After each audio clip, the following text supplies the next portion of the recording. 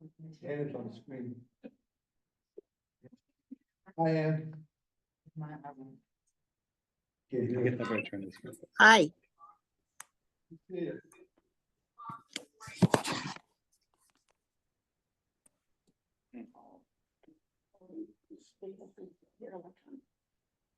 Hi, I'm calling the meeting of the City County Joseph Library Board for 15 p.m. September 23rd.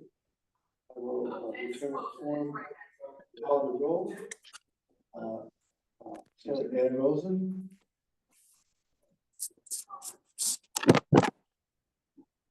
You hear me? Ann? See you. Anne, can you hear? You hear us? it sort of. She's here. She's there anyway. Here. Alan Feldman? Feldbaum, yeah, that'd be me. So Monday. Terry? Christina? Christine, yes. Jeez. Ruth? Here. I think I am here. So we have a quorum. I need a vote to approve the consent agenda. I would like to move to approve, but I do have one question / comment. Move to approve. Second to approve. It's been moved and properly second. That we approve the consent agenda. You have a comment? Is it a correction? No, it's not a correction, it's just a question. Okay. Let me do the approval. and we can get your question. Okay. Okay. We'll call the roll. Ann? Here, Aye. can you not hear me?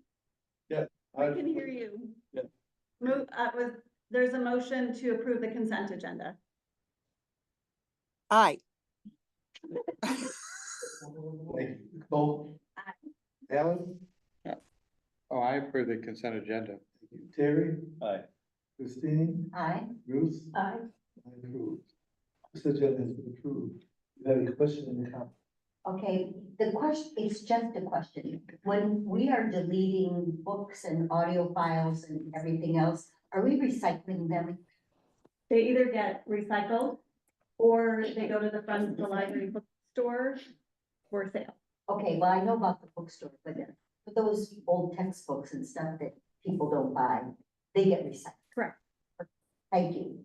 That's my question / comment. Thank you. Director's report. Stephanie? Sure, and I have the director's report and the patron engagement report today. But I want to start by calling out Nicole for her Reading Rainbow t-shirt. I love it.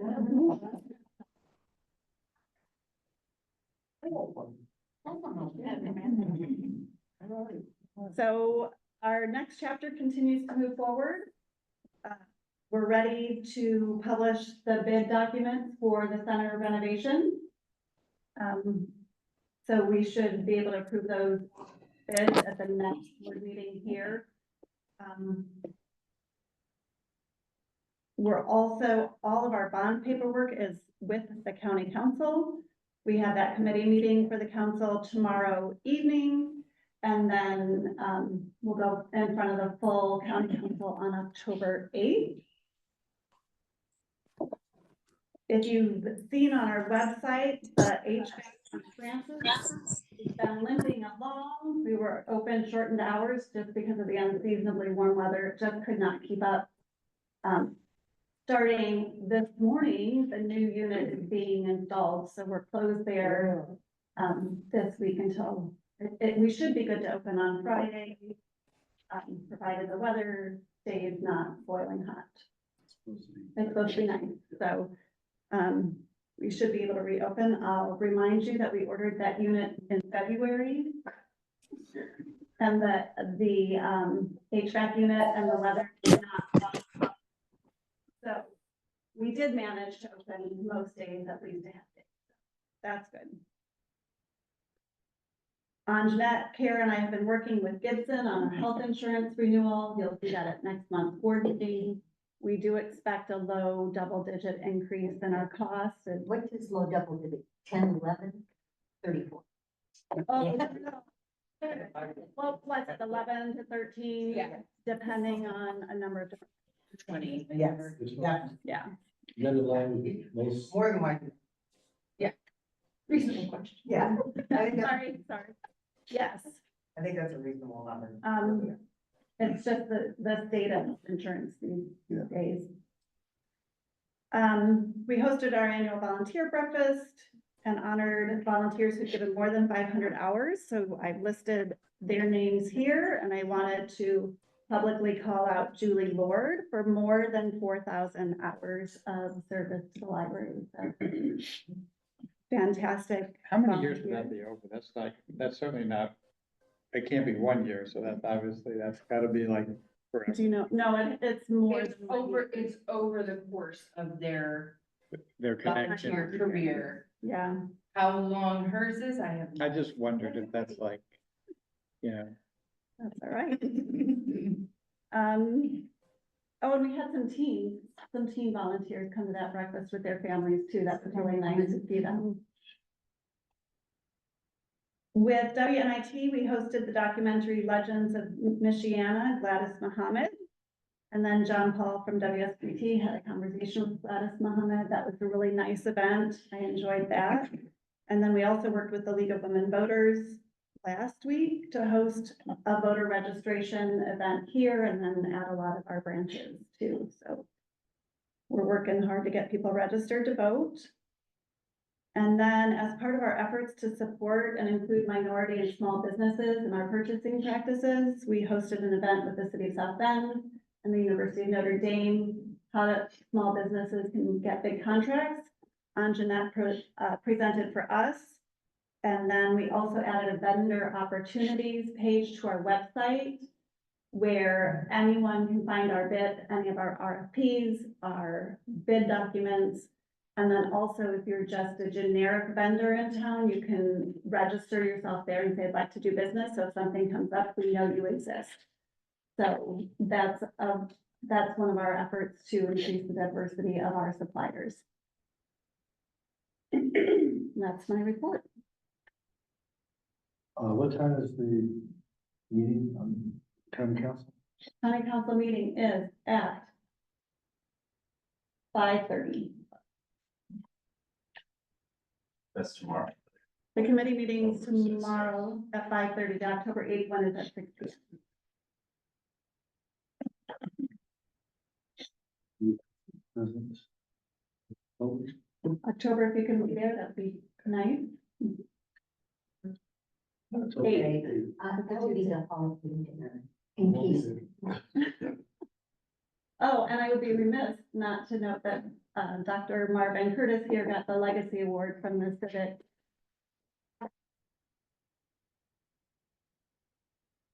His work promoting the arts here in the community. We know he's done a lot. Still alive. Thank you. Okay, do I have a motion to accept executive director's report? Do I have a second? Second, So moved and second that they accept executive director's report. I will call the roll. And? Yeah. I got it. we got. Aye. We got it. Mr. Cole? Aye. Alan? Aye. Terry? Aye. Christine? Aye. Bruce? Aye. I vote aye. Approved. Okay, you went to the, Patron engagement report. before you do that, I think you could comment about, on the consent agenda about the money from Green Air books. And I think that, We can't hear you now. on the consent agenda, there was a report about the grants, but also the Green Air books in partnership. And, they're the only black bookstore in town. And if you've not been there, you should. That was really great, really great event. They're a regular partner for us on our author events. Mhm. Okay. Patron engagement report. So I wanted to start by showing you our most popular social media post this month.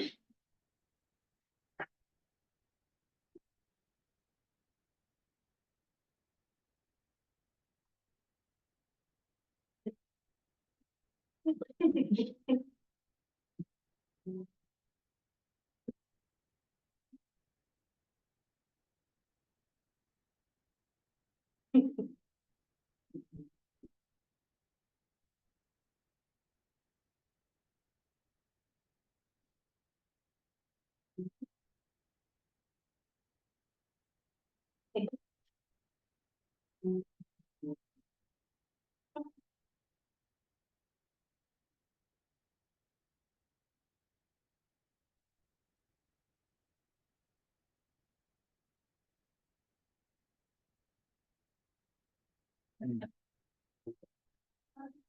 our social media team has been working to do just some of these fun, trendy videos because it improves our rank and our visibility overall. So then when we're specifically promoting events or services, people are more likely to see it. But this was a trend around Travis Kelce, I guess, and the NFL fit checks. I guess I'm not a sports person, but I think that Adam did a really great job and our staff did a really great job on that. Over 5,000 views last time I checked.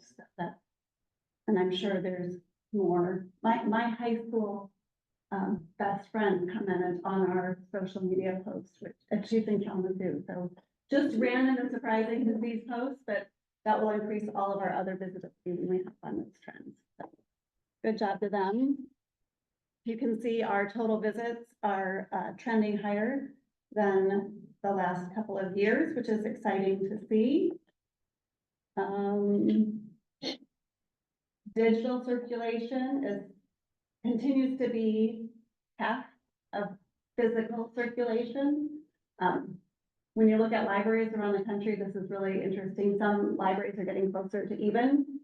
We're still staying highly print and physical materials. Do you see the school starting session? We usually see a little dip right at the beginning of the school year because families tend to be very busy. So in August and like next month, we'll see a little dip because of Francis being closed so much. They're a very busy branch. And then we usually see a little bit of an upswing. It varies a little bit with what's happening with the school. I have a question about Studio 304 use. I see that it's growing, which is wonderful. But when I walk by, it always looks empty. So let me ask you, are we looking for more use or are we already? We're looking for more use, and Okay. sometimes that use you can't see when you walk by because of where the recording studios are at. They're soundproofed, so they're not visible from the hallway because make it less soundproof. Well, maybe that would be a cute little, Social media, as the, having a kid recording something or, something cool. Not, not watching the 3D printer, but something. although the 3D printer would be fun to watch in a time lapse. I love a time lapse. Well, because I think that that's one of our many, many wonderful services. And I'd love to see it used a lot, because then people say, well, why should I go to the library? That's another good reason. Absolutely. And then you can see our home delivery use, and this is one area where we use those volunteers quite a bit, is the home delivery of materials. Oops, I'm pointing at Michigan Memory. Home delivery. Oh, Michigan Memory is way up.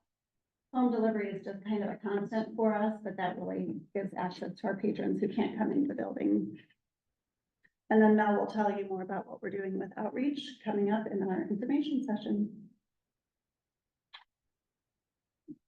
If I may, Yes. well, first a bit of housekeeping, the total visitors graph, I think 2 bars at the top, is the color. That's because I did it this month. Guilty party. Secondly, the 3D printer, to your questions, I had a number made. And typically they would prefer you just upload the files from your computer to here, so you really don't come here until you come pick it up. Unless you wanna watch, but then you don't know when they're gonna do it. And the 3D print is fairly slow, Oh, yeah. depending on the size of the piece. Anyway, they've always done a great job. Thank you. After that. Yeah. Yeah, money. So I'm not gonna go specifically over, you can see from the fund report where our, what our total balance is. I will note that if you did notice that there was a negative in our LERP account, remember that most of our dollars are sitting in Trust Indiana. So when I look at those are really one amount, so it's not negative. And the reason it was negative is because with everything going on last month, the sorter actually, we planned in our cash flow that those payments were gonna come out in September, but the delivery date was actually in August. And so we had to pay it in an earlier time frame, and I just didn't realize that I had to move that over because my plan wasn't until September. So really, it just was in Trust Indiana versus in the actual worker count that has been moved over in September. And so it will show, as positive amount. Other The than check that- did not bounce. No, nothing else. The checking account was fine. It did not. So I just wanted you to know that we do have, remember that we have like general fund and Trust Indiana. So they're really two numbers, and I actually did, you'll see in September, I actually moved some dollars from Trust Indiana to the general fund.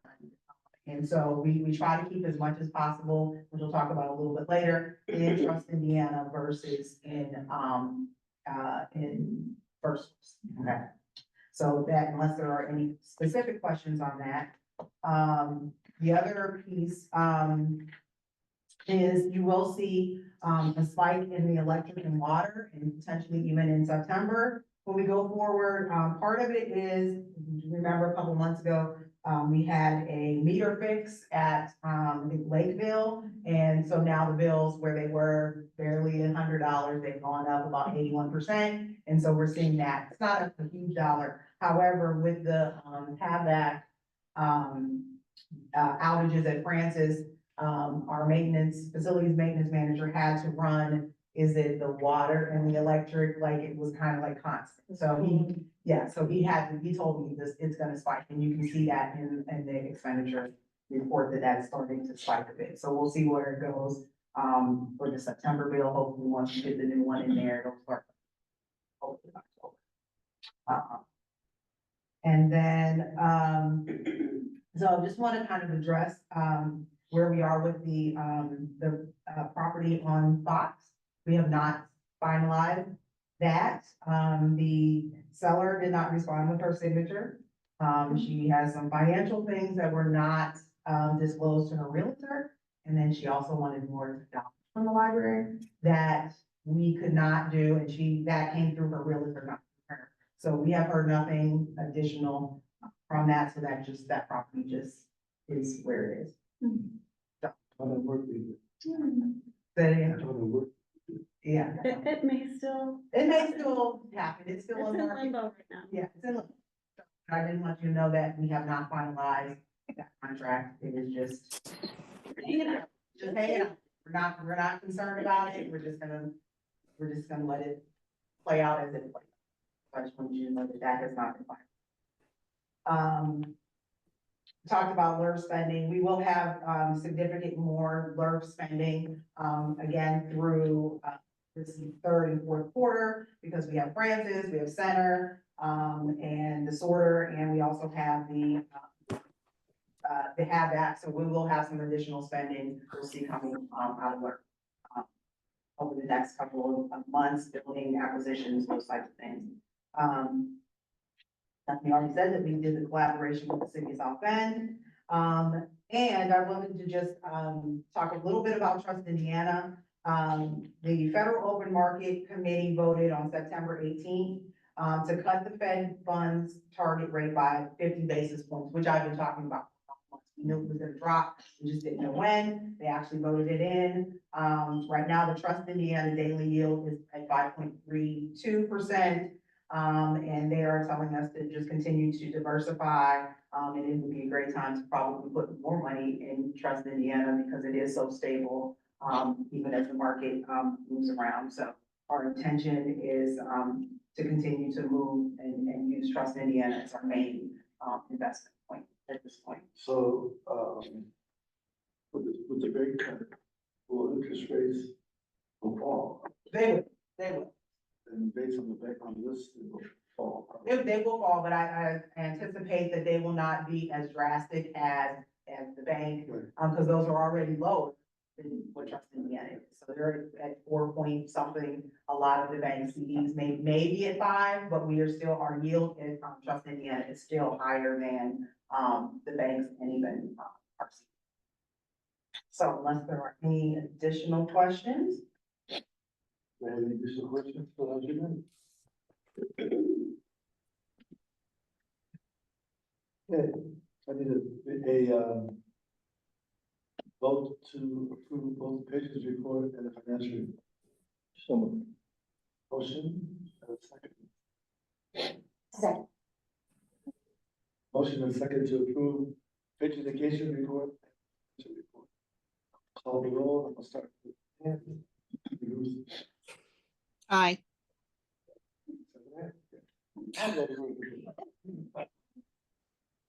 Christine, Aye. Terry, Aye. Nicole, Hi. and I vote aye. Thank you. The unfinished business we have. New business. Budget adoption.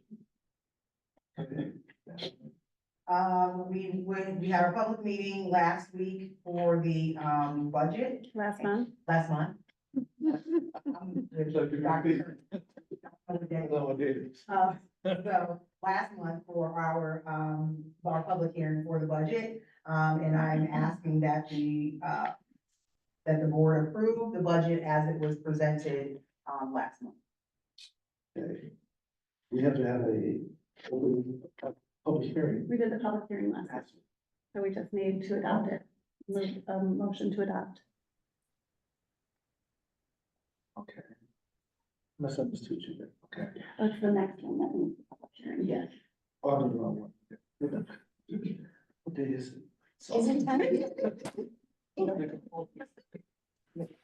That's right. Okay, so we have a budget adoption.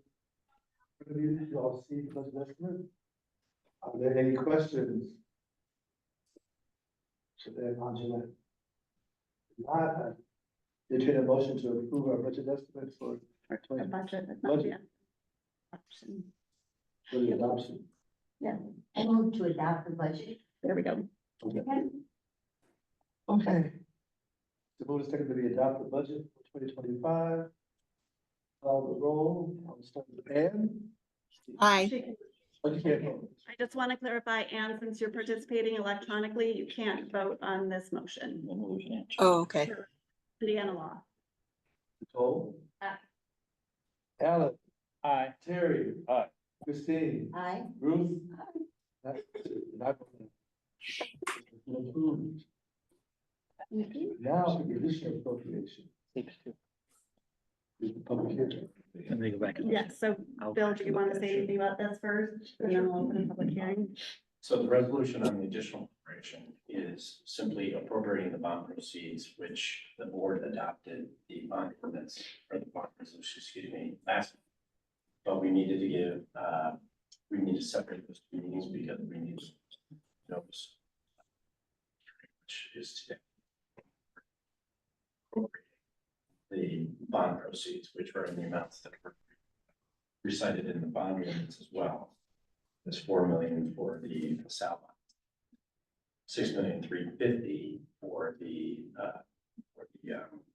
Western branch. Plus any interest that you earn. So, and it doesn't necessitate, we did give notice of this hearing in the newspaper. Just on the 12th of September, so. It was appropriate until. On opening the public hearing on our budget, this appropriation. This is an open meeting. Any comments Any from? comments from the public?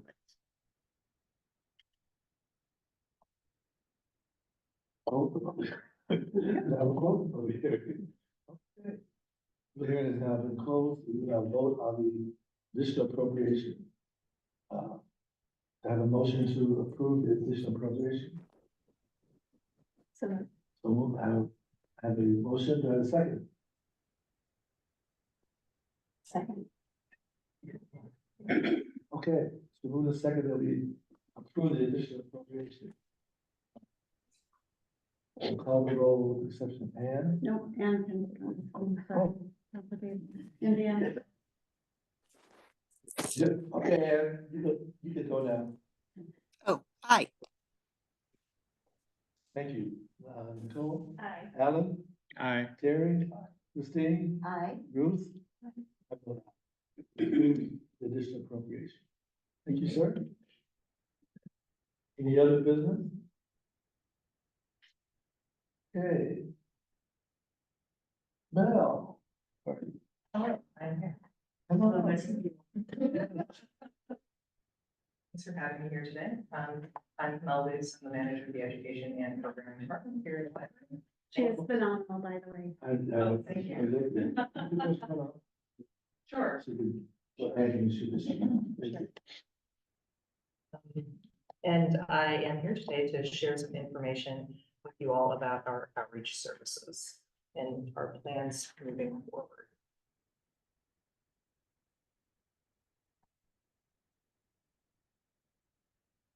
Okay, next slide, please. And next slide, please. All right, so ALA, the American Library Association, defines outreach Could you as. speak a little bit louder? Sure thing.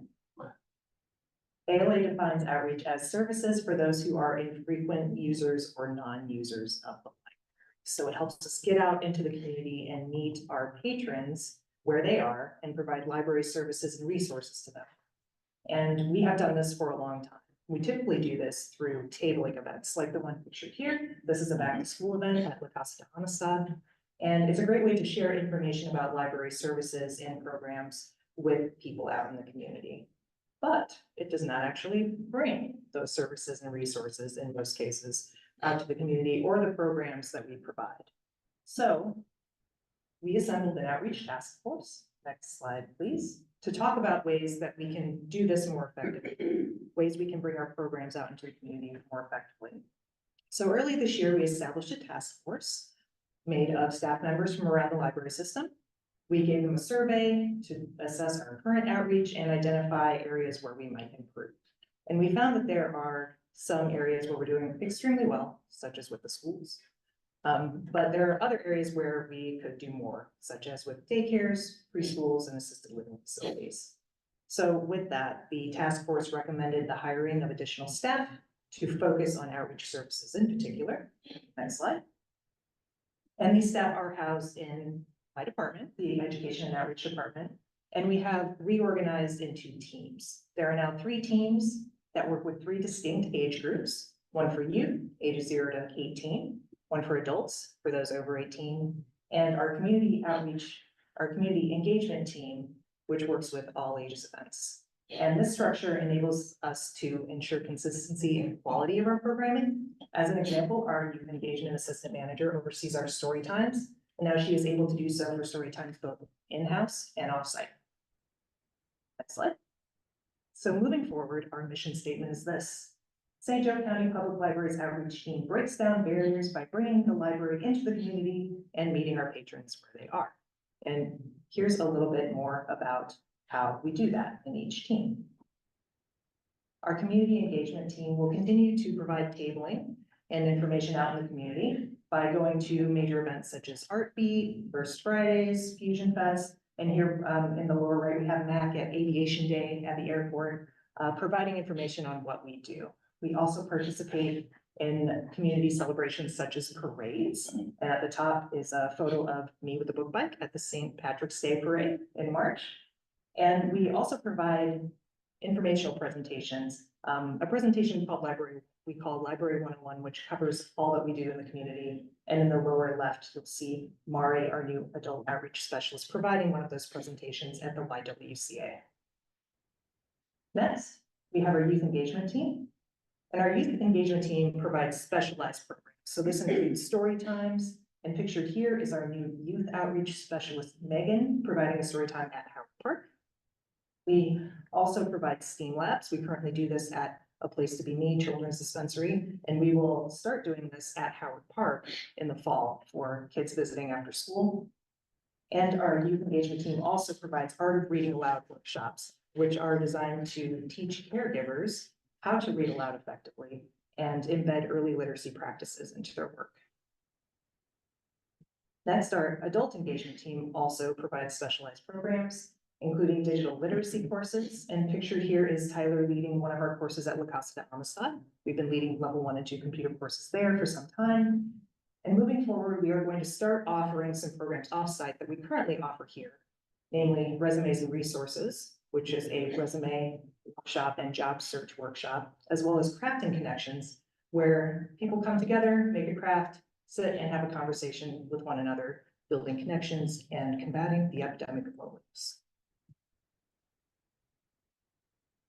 When we consider outreach events, we follow these guidelines. We prioritize events within our service area and specifically the townships that we serve. We also prioritize outreach to underserved communities and groups with barriers to access. We participate in events that support the library's mission, and we prioritize events with free admission that are free and open to the public. Here's a snapshot of some of the organizations that we work with currently on outreach specifically. We work with many partners on programming and outreach, and these are some that we are regularly visiting. And now with our expanded team, we hope to make more connections. And some next steps are a needs assessment. The assistant managers and I are working on collecting and analyzing data to discover who we are not currently reaching and how best to reach them. We will also be researching new services, such as guerrilla tabling, where we go out into the community, plop down a table, and start telling people about the library. Maybe it's a park, maybe it's your neighborhood. We'll also look into materials delivery. We do this already with La Casa de Amistad, where we take library books out there, and we are looking to expand that for other organizations. We will also look into the possibility of additional delivery vehicles. So far, we have our book bike, but it is limited in capacity and mobility. And we'll look into other programming equipment as well, such as mobile science labs or even cooking stations. With that, I shall end my presentation. Any questions? I have one. Yes. The community centers, which is the MLK centers about to open. Are we Yeah. gonna have books or access to materials in those different? There are talks happening right now. I cannot, it hasn't advanced enough to the point where I can share, but we are speaking with their team about partnering on some programming and some materials delivery there. Who do we contact if we're interested in having somebody come? Like our school would be interested. Great question. There is a page on our website. It is under services and it is an outreach visit page, and there's a form there that you can fill out. You're also to contact me. Are the schools all going through youth services? They are, yes. The school outreach is handled by our youth services department specifically, but you can still request visits through our form and we'll direct you to them.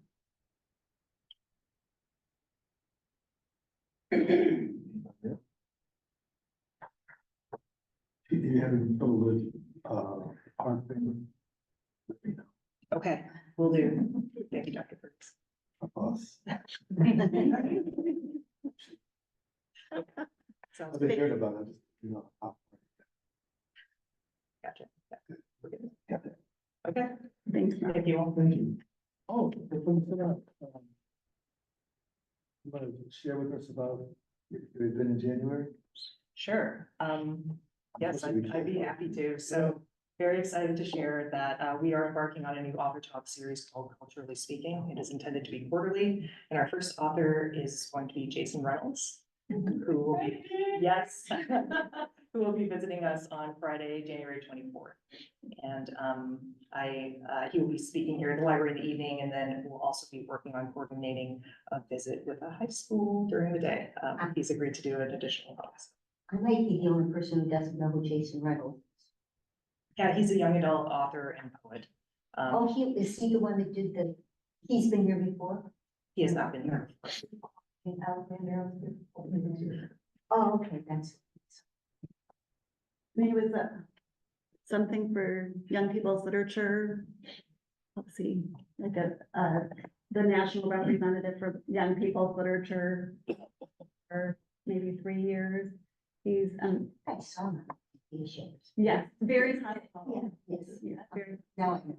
he's a master storyteller and just, he's And that's what they, Friday, January 24th. Fingers crossed for good weather. right?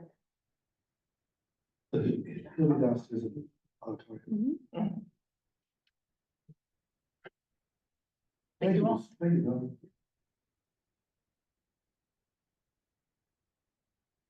Okay.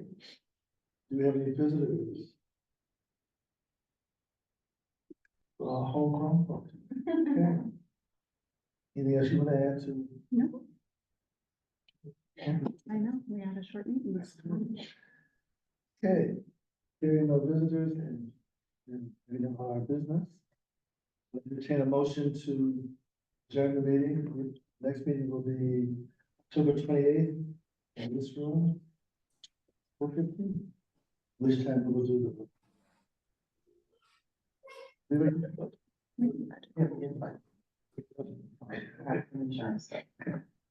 you have a motion to adjourn? So moved. I'm gonna speak it. Well done. So move the second that we adjourn. Call the roll and Aye. Nicole, Aye. Alan, Aye. Jerry, Aye. Christine, Hi. Bruce. I go aye. Thank you, folks. See you in October. We have the